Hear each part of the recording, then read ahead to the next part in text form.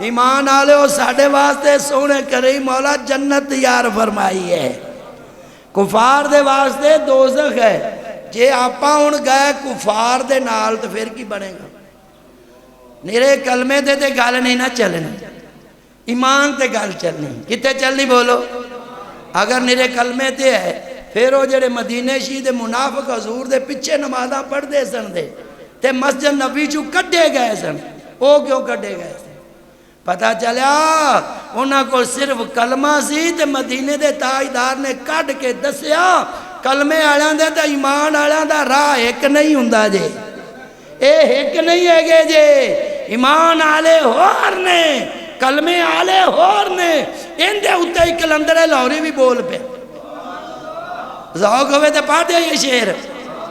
آپ فرماندے نے زبان سے لا الہ الا اللہ کہہ بھی دیا تو کیا حاصل، دل و زبان ایمان آنکھ مسلمان نہیں تو کچھ بھی نہیں۔ اوہ مومن پورا بڑھے گا دے پھر تیرے کلمے دا لطف آوے گا، صرف نیرے کلمے دے مال نہ کر بمی، اگر کلمہ کامیاب کرتا ہے ادھر تا امام مدینے دے تاجدار نے مقتدی مگر کنے عظیم ایسن دے دیدہ کرنا لے تے نمازاں پڑھنا لے، لیکن آج تک لعنت دا طبق انہوں ملیا ہے۔